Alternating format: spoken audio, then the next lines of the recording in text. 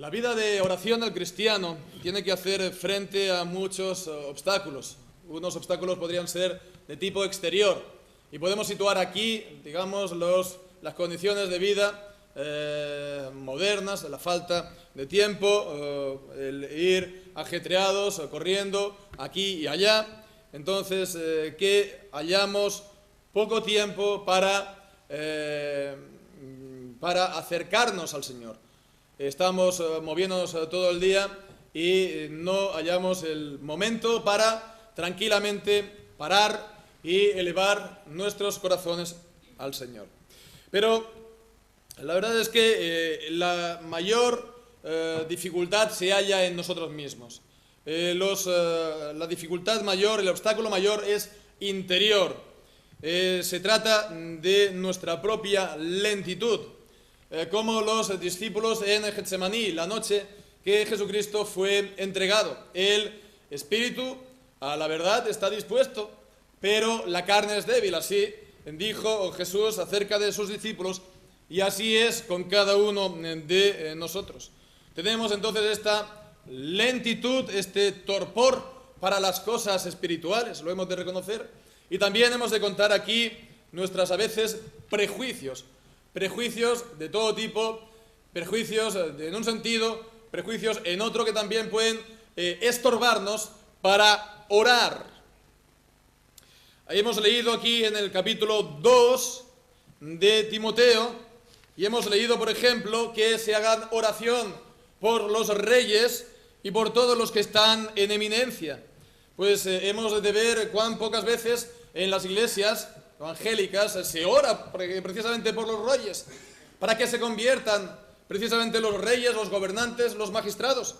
Parece pues como si la salvación de Cristo tuviera que estar restringida a un círculo muy restringido, muy limitado, y de ese círculo se tiene que quedar afuera por naturaleza, por definición, reyes, magistrados, todos los que están en eminencia. Si alguno de ellos se convirtiera, pues nos causaría verdaderamente un problema. ¿Qué le íbamos a decir? ¿Tienes tú que abdicar o tienes tú que dejar tus tareas de gobierno? Porque un cristiano no puede llevar este tipo de tareas como cristiano. Le tendríamos que decir que deje todo esto de lado y que se dedique a otras cosas, como si este tipo de cosas fueran malas en sí mismas. Entonces hay por ejemplo, prejuicio ante las propias autoridades. Pero también a veces hay otros prejuicios de tipo, podemos decir, teológico. Es decir, que vamos a orar por alguien, conocemos que Dios es soberano y lo sabemos que al final, ¿quién se salva? Pues aquel que Dios en su soberanía ha dispuesto. Entonces nos puede venir a nosotros la idea a la mente, al corazón, pues bueno, no sabemos si es la voluntad del Señor que tal o cual persona llegue a ser salvo. Por lo tanto, ya se verá. Hemos de esperar tal vez a que hayan indicios de la gracia en él para orar por él, o indicios de la gracia en él para entonces pasar a presentarle el Evangelio, pasar a presentarle, por lo tanto, a Cristo. Porque si no, entonces es que como si estuvieras dando las perlas a los cerdos. Entonces, bien, vemos que estas ideas, y sobre todo vamos a estar considerando este último prejuicio, es lo que vamos a estar tratando esta tarde, porque es lo que también Pablo en este pasaje está sobre todo desarrollando. Estos prejuicios, digamos, no son válidos a la luz de la palabra de Dios. Ciertamente aquí el apóstol Pablo nos está exhortando a los cristianos a que oremos por la conversión de reyes, por lo tanto, la salvación también es para ellos. Pero también vemos a que nos está exhortando a que oremos por todas las personas. Y no, pues, después de que tengamos algún indicio o alguna señal, sino a priori por todas las personas hemos de estar orando por ellas. Aquí en este pasaje hay dos palabras que se destacan sobre todo. La salvación y la palabra todos. La salvación y la palabra todos, cuando vemos, por ejemplo, en el versículo 4, el Señor quiere que todos, vemos, todos los hombres sean salvos, la palabra también salvación, y vengan al conocimiento de la verdad. Y también en el versículo 6, aunque no esté la palabra salvación explícita, pero sí implícita, cuando dice que se dio a sí mismo en rescate, vemos, forma parte de la salvación por todos. Así entonces, vemos, nos está enseñando algo importante acerca de la salvación. Nos está enseñando algo acerca del Evangelio, y podemos decirlo así, es la universalidad del Evangelio. El Evangelio pues tiene un carácter también universal, y por supuesto nosotros cristianos reformados y también otros cristianos reformados en otras partes pues pueden escuchar esto y pueden hacerlo con mucho digamos temor, temblor incluso. Universalidad, sabemos que Dios es soberano y sabemos que la salvación le pertenece a Él y que al final solamente se salva pues aquellos que Dios dispuso desde antes de la fundación del mundo. Abrazamos de todo corazón las doctrinas de la Reforma, las doctrinas de las confesiones de fe, de las reformas de la Reforma, que enseñan una gracia eficaz, que es solamente eficaz, por lo tanto, en la vida de los elegidos y aquellos por los cuales Jesucristo vino a buscar, a salvar y derramó su sangre por su pueblo. Él salvará a su pueblo de sus pecados. La salvación que Cristo vino a hacer no fue solamente una salvación hipotética, una posibilidad de salvación, sino que fue autor de eterna salvación, nos dice la carta a los hebreos. Con una sola ofrenda ha hecho perfectos para siempre a los santificados, una salvación eficaz, por lo tanto, solamente para los elegidos. Pero con todo y con eso nos encontramos con este pasaje y lo tenemos que abordar y tenemos que decir sí. Aquí nos está enseñando, el Evangelio tiene una naturaleza también universal y hemos de ver en qué consiste esto. ¿Qué es este carácter universal? Definirlo bien, porque también se puede malinterpretar en un sentido y también, por supuesto, de otro. Entonces vamos a intentar verlo y también de una manera práctica para las vidas de todos nosotros. En primer lugar, de una manera sencilla, esto significa este carácter universal del Evangelio. Es que es la voluntad del Señor, sí, que oremos por todos los hombres, ante todo que se hagan rogativas, oraciones, peticiones y acciones de gracias por todos los hombres. Vemos la palabra todos. Vemos aquí cómo se incide rogativas, oraciones, peticiones, acciones de gracias. Es como si estuviera aquí englobado todo tipo de oración. Se está insistiendo, se es enfático por todos los hombres, por los reyes y por todos los que están en eminencia. Es como si los estuviera destacando de entre el grupo de los del grupo de los hombres, de todos los hombres.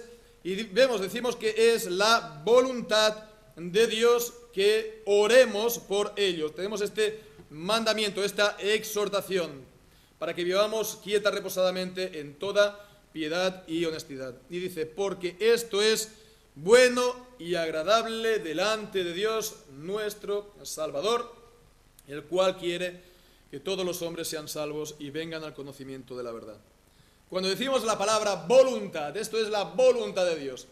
Hemos de tener en cuenta que esta palabra puede tener dos sentidos, dos significados. En primer lugar, la palabra voluntad tiene un sentido de deseo interior, ¿verdad? Un deseo interior, un propósito de hacer algo, un proyecto, una idea que uno va a realizar, a poner por obra. Pero también hay el sentido de la palabra voluntad en el sentido de autoridad, es decir, pongamos el ejemplo de que algo se expresa y por eso es su voluntad. Pongamos el último deseo, digamos, la última voluntad de alguien que se está muriendo, pues evidentemente esto liga pues las conciencias, uno se siente obligado a cumplir esta última voluntad de la persona. Bien, pues esto mismo también se encuentra en la Escritura. En la Escritura pues se encuentra este mismo sentido de la palabra voluntad. Por ejemplo, decíamos el primero, el propósito, este deseo interior, este proyecto, pues es lo que Él quiere, el Señor quiere interiormente, o Él querría interiormente. Entonces aquí estamos hablando de su decreto, estamos hablando de su voluntad interior, podemos llamarlo así también, su voluntad secreta. Así se ha dado a en llamar a lo largo de la historia, en la teología también reformada. Y esto es, por supuesto, una base también bíblica cuando leemos en Deuteronomio 29:29, las cosas secretas pertenecen a Jehová nuestro Dios, mas las reveladas son para nosotros y para nuestros hijos para siempre, para que cumplamos todas las palabras de esta ley. Entonces las cosas que son secretas son aquellas que el Señor ha dispuesto en su sola voluntad, como encontramos esto también dicho en los evangelios. Es algo que nos sobrepasa por completo. Como dice también el Isaías capítulo 55, mis pensamientos no son vuestros pensamientos, como la altura de los cielos sobre la tierra. Así son más altos mis pensamientos por encima de vuestros pensamientos. Pensemos la altura de los cielos sobre la tierra, pues pensemos los pensamientos de un Dios infinito. ¿Cómo nosotros podemos llegar a comprenderlos? No son completamente por encima, nos sobrepasan por entero. No podemos entonces llegar a conocerlos. Entonces, por algo algo que nosotros podamos decir en este sentido es mera presunción.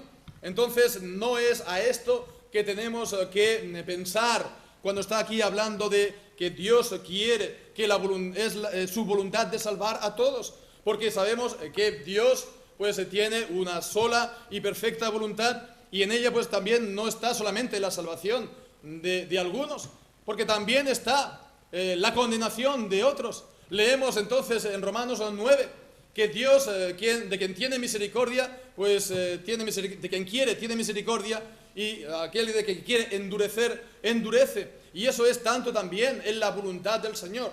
La voluntad del Señor también incluye pues aquellos que Él ha decidido pues en su soberanía no salvarlos. Él no quiso tampoco salvarlos. Entonces vemos el endurecimiento del faraón. Todo eso está en Romanos, sobre todo capítulo 9, lo leemos. Para eso dice pues el Señor a faraón, para eso te he levantado, para mostrar en ti mi poder. Entonces, de la igual manera que el Señor salva a los elegidos para mostrar las riquezas maravillosas de su gracia, también a otros Él ha decidido pues dejarlos estar, no obrar en ellos y no salvarlos, pues para mostrar en ellos también el rigor de su severidad, de su juicio y de su justicia. Entonces vemos que en este sentido no podemos nosotros decirlo que es su voluntad, la voluntad de decreto, la voluntad secreta de salvar a todos, pero decíamos que está también la voluntad revelada de Dios, la voluntad que Dios nos da a conocer en su palabra, y esto es el precepto, la voluntad de precepto. Y entonces claramente es aquí donde hemos de hablar, que es la voluntad de Dios, que todos lleguen a ser salvos, que se les predique, por lo tanto, como vamos a ver, a todos. Es la voluntad revelada de Dios en toda la Escritura. Podemos leer en Ezequiel capítulo 18, cuando dice que aquí, que yo no deseo la muerte del impío, sino que se arrepienta y que venga pues al arrepentimiento. O como en Romanos capítulo 2, que dice que la benignidad del Señor te guía al arrepentimiento. O también en segunda de Pedro, cuando dice que, el Señor pues no está retardando su venida, como algunos tienen por tardanza, sino que está dando tiempo para que todos, procedan al arrepentimiento. Entonces es la voluntad que Dios da a conocer en las páginas de la Escritura, como dice el profeta Isaías, mirad a mí y sed salvos todos los términos de la tierra. Es la voluntad que Dios expresa en las páginas de las Escrituras, y que es una palabra cierta de parte de Dios. Él lo dice, un mandamiento, y es cierto, todo aquel que mire a Cristo, todo aquel que mire a Dios, pues para buscar de Él la salvación, y todo aquel que ponga en Cristo su confianza, y todo aquel que se arrepienta de sus pecados, ciertamente obtendrá de Dios la misericordia. Por lo tanto, este es el mandamiento, este es el precepto que Dios expresa en las páginas de las Escrituras y que se ha de proclamar a todo el mundo, que mirad a Dios, mirad a Cristo y sed salvos. Deje el impío sus caminos y vuélvase a Jehová, el cual será amplio en perdonar. Entonces, por supuesto, vemos que en este sentido no hemos de buscar el intentar contraponer este pasaje, como muchos hacen, a los otros pasajes de la Escritura que enseñan claramente la soberanía de Dios y su soberanía tanto en la salvación como también en la reprobación. La palabra de Dios no se está aquí, digamos, anulando ni contradiciendo. Es al final la misma verdad, y hemos de tomar y lo uno y lo otro, aunque nosotros no lleguemos a hacer el círculo de todo, pero ambas cosas son igualmente la misma verdad de Dios. Entonces no hemos, después de intentar corregir, no hemos, por supuesto, de avergonzarnos de creer en la soberanía de Dios, porque si no creemos en la soberanía de Dios en la salvación, tampoco creeremos en su gracia, tampoco creeremos en que el Señor nos salva sin méritos por parte nuestra. Estaremos obligados a pensar que Dios nos ha salvado porque algo hemos hecho por nuestra parte, y sabemos que esto no es así. Si nosotros somos salvos por gracia en el tiempo, es porque el Señor nos amó y nos salvó desde antes de la fundación del mundo, libre e inmerecidamente. Y las dos cosas van absolutamente ligadas. No hemos de qué avergonzarnos, pero tampoco hemos de hacer menos las palabras que aquí nos encontramos en las Escrituras, cuando dice que todos vengan al arrepentimiento, que todos sean salvos. Esto es algo que se tiene, por lo tanto, como vamos a ver, que anunciar a todos. Bien, pues también de paso, dicho sea de paso, un poco una pequeña digresión, lo que nos está diciendo aquí, que todos, versículo 4, los hombres sean salvos y vengan al conocimiento de la verdad. El conocimiento de la verdad y la salvación en la Escritura son prácticamente sinónimos. El conocimiento de la verdad es el Evangelio, es la palabra de Dios. Y vemos que la salvación, no hay salvación sin conocimiento de la verdad, sin la palabra de Dios y sin el Evangelio. Nadie puede ser salvo por, digamos, intentar ser sincero con Dios a su manera. Si uno quiere ser sincero con Dios a su manera, pero sin la verdad de Dios y sin la verdad de las Escrituras, de nada le va a servir, no será salvo. Y esto viene un poco a contrapié a todo el discurso que hay en el mundo. Todas las religiones son iguales, todas son iguales, entonces tenemos que hacer ecumenismo con todas, o diálogo interreligioso con todas. Solamente basta con que cada uno intente ser sincero con Dios y haga lo mejor que pueda. Bueno, pues esto es una vez más, salvación por obras. Vemos, uno tiene que intentar ser bueno, pero el problema es que ninguno es bueno para con Dios, no hay bueno ni a uno. El problema es que, aunque siendo honestos con el Señor o intentando ser sinceros con el Señor, nadie puede hacer con eso, intentar borrar uno solo de sus pecados. Alguien dirá, no, mira, es que tienes que pasarlo mal en esta vida para expiar tus pecados, para intentar corregir, para estar pagando. Pero si es que tuviéramos que estar pagando por un solo de nuestros pecados en justicia, lo que verdaderamente vale, estaríamos toda la eternidad en el infierno. Pensemos que la muerte ha entrado en el mundo por el pecado de un solo hombre, y no solamente por el hombre aquel que pecó, Adán, sino toda su descendencia. Así, por lo tanto, no podemos nosotros ni hacer blanco uno solo de nuestros cabellos, ya vienen ellos solos, pero es que tampoco podemos borrar uno solo de nuestros pecados por nuestras obras. Nada que hagamos nosotros lo va a llegar a hacer. Entonces es absolutamente necesario este conocimiento de la verdad, y hemos de tener en cuenta que hoy en día no solamente Cuando estamos diciendo esto del diálogo con las demás religiones, etcétera, no estamos hablando solamente de la iglesia pues romanista, no estamos hablando de esto, estamos hablando de líderes evangélicos como Billy Graham, que bueno, pues son líderes ahora que están pues prácticamente la mayoría de las iglesias evangélicas en España participando de esta campaña que se está haciendo. No conozco mucho de ella, pero alguna que otra vez, alguna que otra voz me llega acerca de ella. Bien, pues es alguien que está afirmando precisamente esto, de que al final, pues si uno es sincero en su religión y tiene un sentimiento de dependencia con Dios, pues eso ya le vale para ser salvo. No, Señor, tiene que ser por medio de la predicación de la palabra, la predicación del Evangelio, la predicación de Cristo.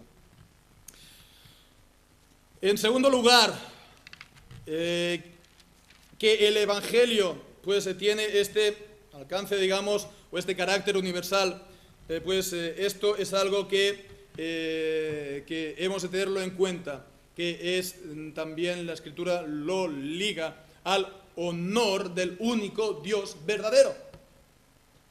El único Dios verdadero. En el capítulo, en el versículo 5 y 6 nos dice: porque hay un solo Dios y un solo mediador entre Dios y los hombres, Jesucristo hombre. Entonces nos vemos aquí que está diciendo, en este pasaje, una confesión de fe monoteísta.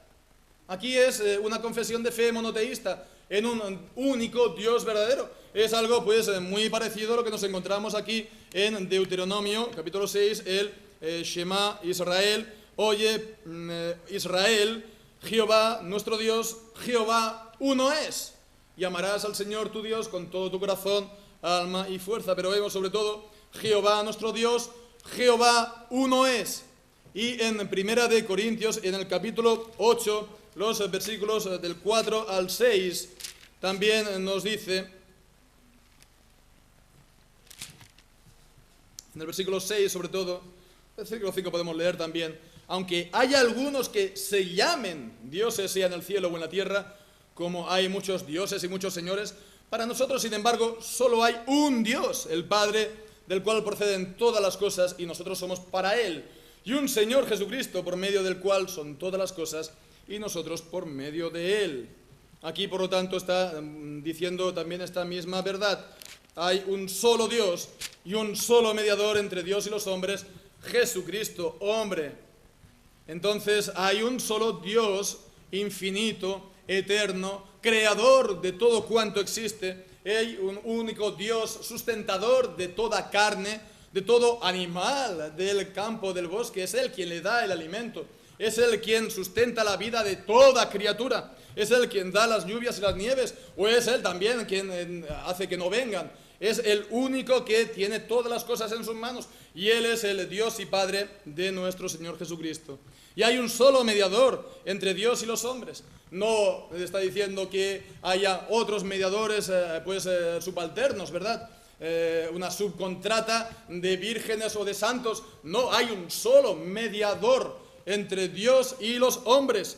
Es el Señor Jesucristo, porque es Dios hecho hombre, y en su humanidad Él es el mediador, el que fue obediente hasta la muerte y muerte de cruz, como nos enseña Filipenses 2, el que cumple el pacto de las obras, como nos enseña Romanos 10, el que también, pues por su resurrección, es el nuevo Adán, las primicias de esta nueva humanidad, de Primera de Corintios 15.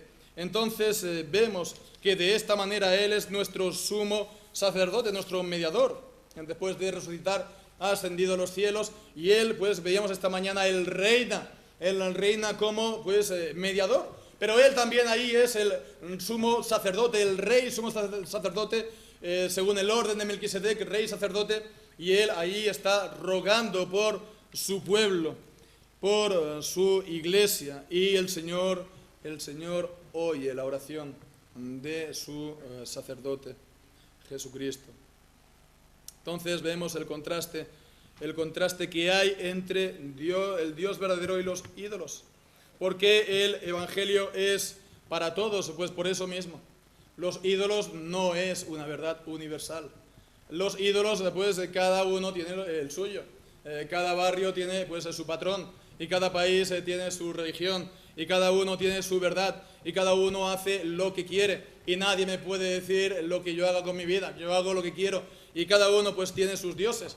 Entonces hay dioses de las montañas, ¿verdad? Como vemos en Primera de Reyes, capítulo 20. Hay otros dioses que les va bien en los valles. Entonces, bueno, hay dioses que le va a ir bien, pues, según qué áreas, qué trabajos, y hay otros que, en fin, no es, por lo tanto, algo universal para todos, igualmente válido para todos. Y la fe monoteísta en un único Dios verdadero lo que afirma es que es igualmente válido para todos, es la misma verdad para todos, es el mismo camino de salvación para todos. Por lo tanto, sin ese camino de salvación no se es salvo. Así, por lo tanto, esto es la necesidad. Por eso el Evangelio es universal, porque es la verdad de un Dios único, Dios verdadero, la fe monoteísta de la Biblia. Y también, en último lugar, hemos de ver qué es el sentido de las palabras que dice aquí el apóstol Pablo cuando dice: el cual quiere que todos los hombres sean salvos y vengan al conocimiento de la verdad. Lo hemos estado viendo, está hablando sobre todo de esta voluntad revelada de Dios. Pero en el versículo 6, cuando dice: el cual Jesucristo, hombre, se dio a sí mismo en rescate por todos, de lo cual se dio testimonio a su debido tiempo. Entonces aquí está presentando Pablo la validez de la obra de salvación para todos. Hemos estado diciendo pues que este evangelio pues se dirige a todos por igual. Si esta obra de salvación no fuera válida para todos, pues no sería, digamos, universal. Y está hablando aquí de la obra de Jesucristo, el cual se dio a sí mismo en rescate por todos. En rescate por todos. Sabemos el significado de la palabra en rescate. El significado es el precio que se paga para poner en libertad a los esclavos. ¿Cuál fue el precio pagado por Jesucristo para redimirnos, es decir, para librarnos de la esclavitud? Esclavitud, dícense, sí, la esclavitud porque dice la Escritura que todo aquel que peca es esclavo del pecado es. Más aún, es esclavo de aquel que tiene el control sobre los espíritus, sobre las almas que están en tinieblas, en muerte, es decir, el diablo. Entonces estamos, los que están sin Cristo en el mundo, pues son ciertamente esclavos de sus propios deseos, esclavos de sus propios pecados, esclavos en último término del diablo. Entonces el rescate de Jesucristo no fue con oro, no fue con plata. ¿Cuál fue el rescate que pagó Él? Su sangre preciosa, como veíamos esta mañana y volvemos a ver ahora en Primera de Pedro, en el capítulo 1, Primera de Pedro, capítulo 1, versículo 18 y 19. Sabiendo que fuisteis rescatados de vuestra vana manera de vivir, la cual recibisteis de vuestros padres, no con cosas corruptibles como oro o con plata, sino con la sangre preciosa de Cristo, como de un cordero sin mancha y sin contaminación, ya destinado desde antes de la fundación del mundo, pero manifestado en los postreros tiempos por amor de vosotros. Entonces vemos, el rescate es la sangre preciosa. Y el significado, una vez más, de la palabra preciosa no está hablando de la belleza, está hablando del valor, del precio, de la dignidad, de lo que, podemos decir así, le costó al Señor Jesucristo y del valor que tiene esta sangre que, en definitiva, es su vida. Es el valor de su sacrificio en la cruz del Calvario. Bien, pues fijémonos, dice que se dio a sí mismo en rescate por todos. ¿Significa esto que Él, Jesucristo, murió por todas y cada una de las personas? Si así fuera, pues entonces ciertamente pues habría una tremenda contradicción en la palabra de Dios, porque como hemos estado diciendo al principio, el sacrificio de Cristo fue eficaz, con lo cual es solamente para los elegidos. Sabemos también que Jesucristo dice que Él no vino a ser servido, sino a servir, Marcos 9, y a dar su vida en rescate por muchos. No en rescate por todos, como traduce Reina Valera del 95 en Marcos 9. No, en su vida en rescate de muchos. Muchos es no todos. El Señor Jesucristo hizo una obra de salvación pues verdadera y eficaz cuando murió en la cruz del Calvario. Entonces el sentido de la palabra todos es en un sentido que es para gente de todo tipo, es gente para todas las clases. Hemos estado viendo que es incluso para los reyes, es para todos por igual, para millonarios, para reyes, para deportistas, para gente del pueblo, para gente de todas las razas, de todas las etnias, para gente de gitanos o gente de otros países, de otros continentes, de toda cultura. Es para todos, es algo universal en un sentido, distributivo, es decir, para gente de todo tipo, de toda condición, provenientes de todos los extractos. Es algo válido para todos. Y entonces fijémonos que cuando estamos hablando del valor y del precio del Señor Jesucristo, estamos hablando del valor y precio de una vida, de un valor infinito. Infinito. Nadie puede poner aquí precio por la vida de un ser humano. El otro día leí que un padre en Arabia Saudí puso a la venta a su hijo por no sé si 20 millones de dólares. Bueno, ¿podremos poner precio a la vida de un ser humano? Eso nos parece aunque 20 millones de dólares son bastante, pero nos parece eso una burrada, una bestialidad, ¿verdad? Bueno, pues entonces estamos hablando de la vida del Hijo de Dios, del Señor Jesucristo, del Señor de la gloria. ¿Qué precio, qué valor tiene la vida suya? Pues es incalculable, no se puede, ni siquiera nosotros podemos hablar en este sentido. Es algo de valor infinito, lo más sublime que hay, la sangre del Señor Jesucristo. Entonces vemos que la sangre del Señor Jesucristo verdaderamente podría borrar los pecados de todos los hombres, de todas las épocas y de todas las naciones, de todos verdaderamente, por ese mismo valor que Él tiene, por ese mismo precio, por esa misma virtud que tiene en sí mismo el Señor Jesucristo. Pero vemos que en la voluntad de Dios fue enviar a Cristo para redimir a su pueblo. Entonces es suficiente para salvar a todos, pero es solamente eficaz para salvar a su pueblo, a los suyos. Entonces es en este sentido que hemos de considerar este pasaje. El todos está hablando que pues en el pueblo de Dios hay gente, como nos enseña Apocalipsis, de todas las naciones, de todas las lenguas estarán adorando en el último día delante del trono del Señor.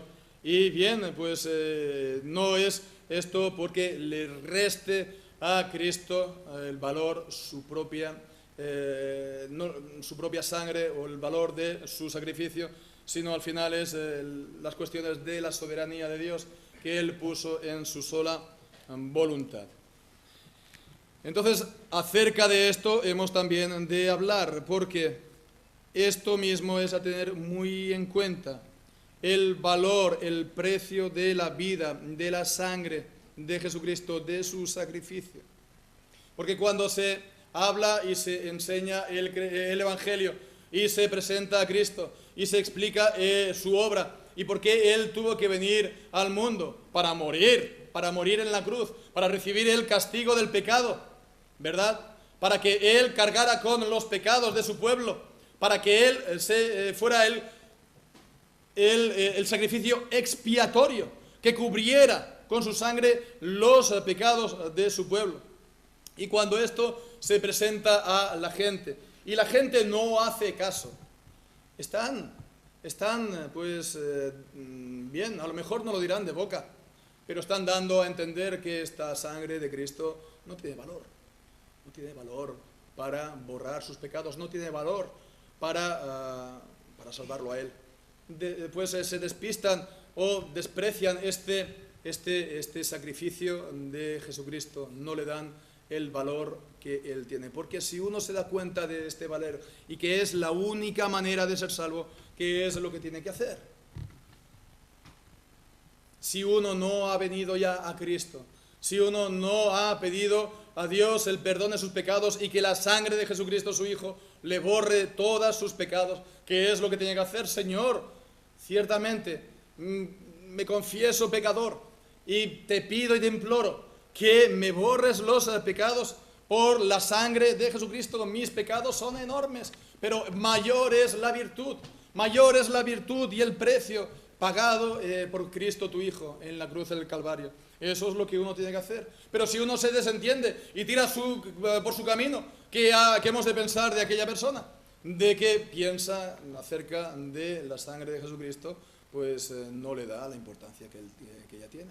Por lo tanto, cuando se nos habla de Jesucristo, cuando se nos habla del valor de su sangre, ¿qué hemos de hacer?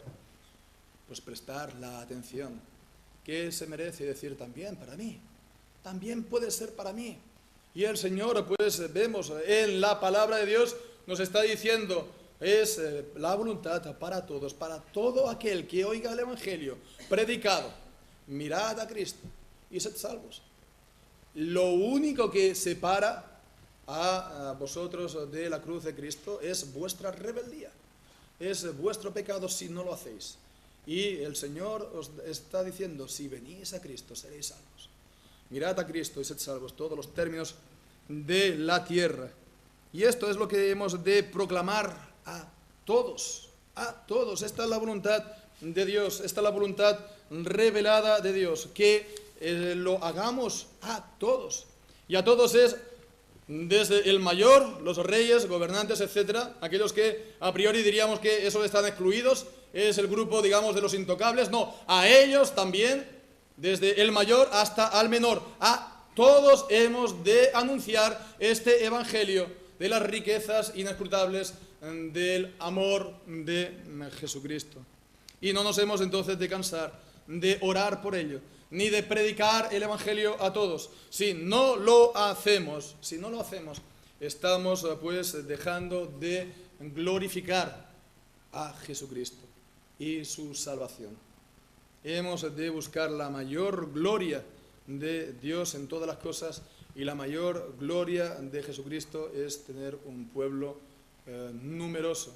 Gloria a Dios, sabemos que será una multitud incontable en la que esté adorando al Señor en el último día. Nosotros hemos de desear también, por nuestra parte, cada uno de nosotros creyentes, como iglesias también y congregaciones, ser instrumentos, colaboradores de Dios en traer salvación al mundo. Nosotros lo único que podemos hacer es anunciar a Cristo, hablar de Cristo. Cristo, pues para toda criatura, anunciar a Cristo a toda criatura, a toda la creación que está debajo del cielo. Si no desfallecemos, nosotros al final veremos fruto y veremos cómo el Señor Jesucristo es magnificado por su gloriosa obra de salvación.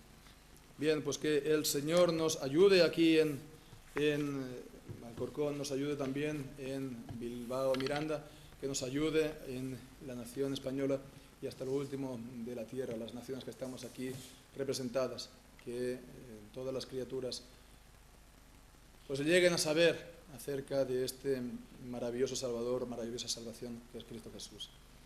Amén.